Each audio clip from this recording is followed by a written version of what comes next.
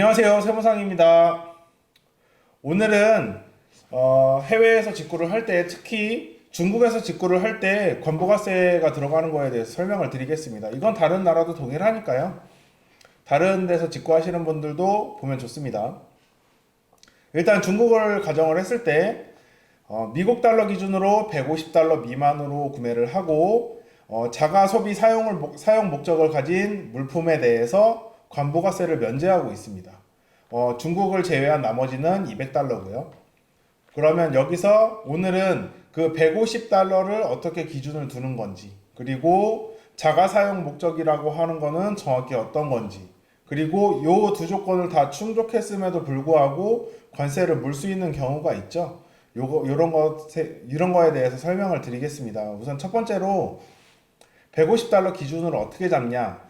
직구를 처음 하시는 분들은 이것도 조금 힘드실 거예요. 중국을 예로 들어서 말씀드리겠습니다. 자, 화면 보시면 오늘자 환율은 1223원입니다. 예를 들어서 하는 거니까 그냥 1200원으로 놓고 할게요. 오늘은 1달러에 1200원. 그리고 150달러를 기준으로 한다고 했으니 150달러는 얼마나 되나 볼까요? 150달러는 계산해 보면 계산을 미리 해놨어요. 18만원 이렇게 되죠. 그러면 18만원을 봤을 때 우리나라 18만원을 기준으로 중국 환율은 어느 정도 중국 환율을 확인을 해볼게요.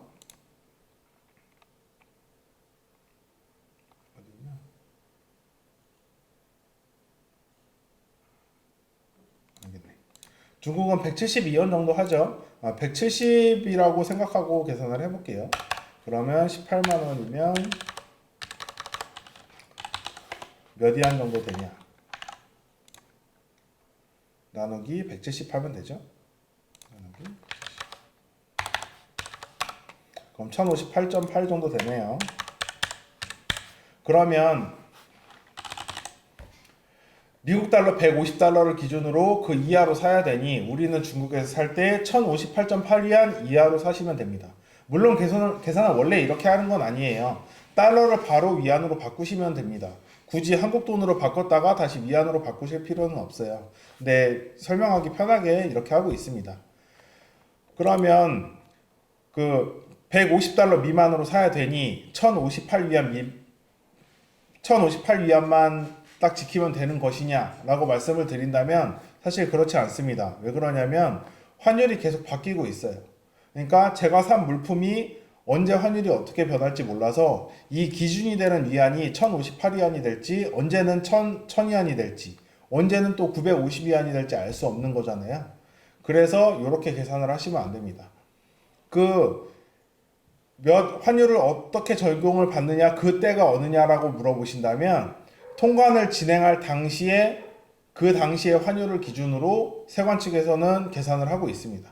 그러니까 과거나 현재가 아니고 앞으로 다가올 미래잖아요. 이 바로 내일 모레 환율이 어떻게 될지 모르다 보니까 이 위안은 조금 여유 있게 두시는 게 좋습니다. 저 같은 경우는 900위안 선에서 잘라요. 그래서 그 위보다 시키면 조금 불안한 감이 있어서 좀 여유 있게 900위안 정도 놓고 물건을 시키는 편입니다.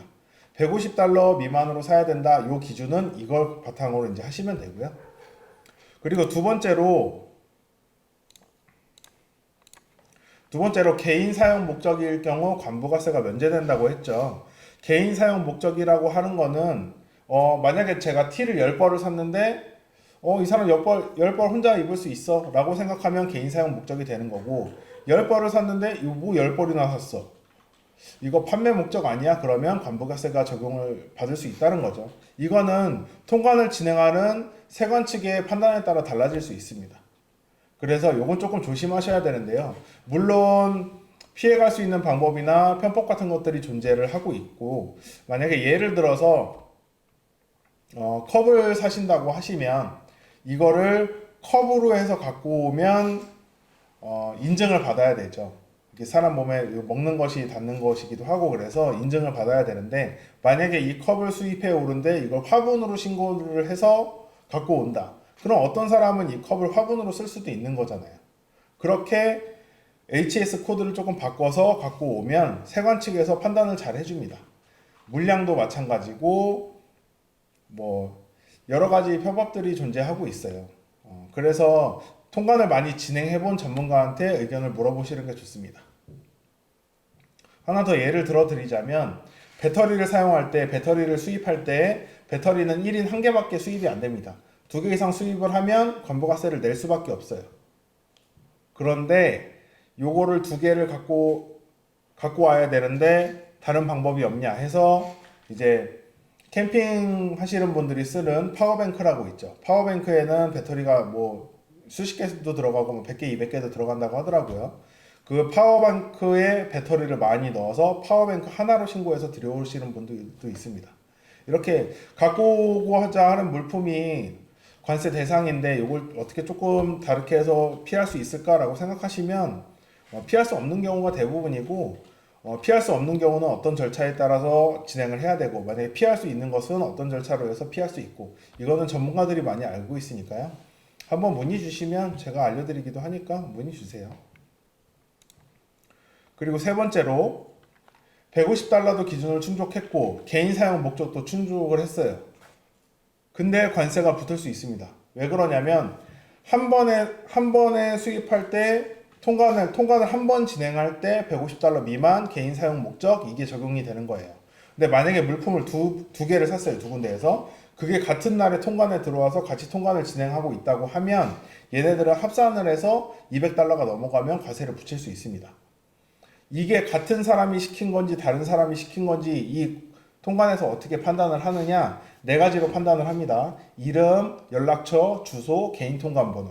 요 4개 중에 하나라도 동일하다면 이건 같은 사람이 시킨 걸로 간주하고 100달러, 100달러짜리 2개를 사더라도 200달러로 계산을 해서 관부가세가 적용될 수 있으니까요.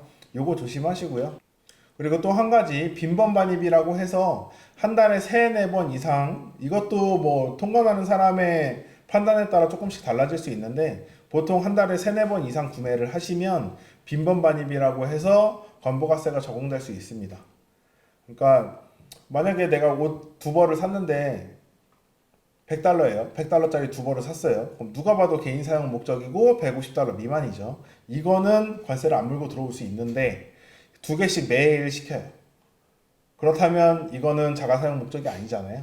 그런 식으로 판단을 하는 겁니다. 빈번 반입이라고 하는 건. 뭐 관세에 대한 부분, HS 코드에 대한 부분도 말씀을 드려야 되는데 HS 코드에 대한 부분은 너무 많아서 영상을 따로 제작할 거니까요. 다른 영상 봐주시고요. 그리고 관세 되도록이면 안 보는 게 좋죠. 돈 들어가니까. 조심하시고 또 문의 있으시면 댓글 남겨주시거나 아니면 카카오 채널로 편하게 문의 주시면 됩니다. 이상 구매대행 세무상이었습니다. 감사합니다. 구독과 좋아요 부탁드립니다.